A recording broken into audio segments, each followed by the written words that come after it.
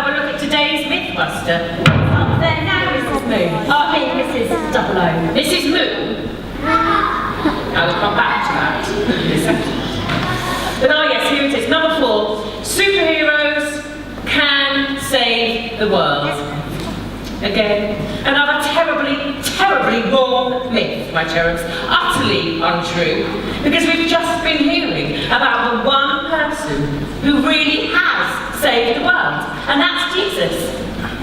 Jesus saved the world! I have another question. Good, I like questions. Do go on. Shows you're really thinking about things. Okay, so you have told us that Jesus came to fix our friendship with God by dying for us and taking our place. It should have been us on the cross, really. I can see that. Guilty people should be punished. People who have done wrong things, not people who are innocent. Don't think you've actually asked a question yet, Cyclone. I am getting there.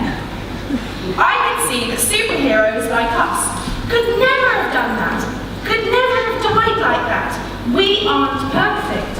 And we certainly couldn't have come back to life again. Still, no question. Mrs. Moo! Mrs. Moo! Let me finish. Go on, do go on. I think my question is, what does it mean for us now? In the 21st century? What do I do with the stories I have heard this week?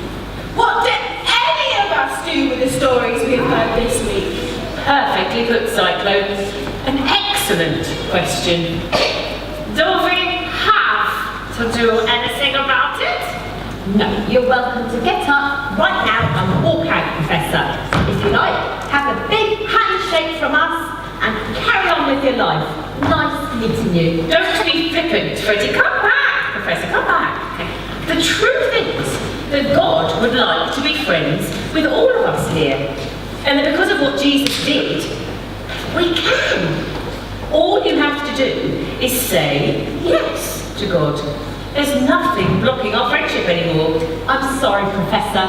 If you believe what we have told you is true and you want to be friends with God, it's as simple as saying so and asking Him to be your friend. God will do the rest. And then what? Well, how to answer that in a single sentence, Cyclone? There's a challenge for me. And everything will be different because Jesus is with us in our everyday lives once we've asked Him to be. He is the best, most loyal friend we'll ever have. The one we can turn to in every situation that we're in. It's our life's work to get to know Him and try and become more like Him. But it doesn't mean that our life magically will become easy, but it does mean that God is with us in everything that we go through. And we'll be with Him in heaven too, when we die. Nothing can separate us from Him. It is the greatest news that you will ever hear. And the choice is yours. Well, what do you mean? Well, do you want to be friends with God or not? At the end of the day, it's as simple as that. I feel like you've given me a whole lot to think about, Mrs. Moo.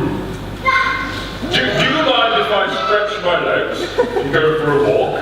Exercise helps me think. Of course you can, Monsieur, but hang on a minute. First of all, there's something I need to address. Mrs. Moo? I'm sorry, but I just don't understand. Are you suggesting that I look like a cow? No rude comments. Are you suggesting that I walk like a cow? No rude comments.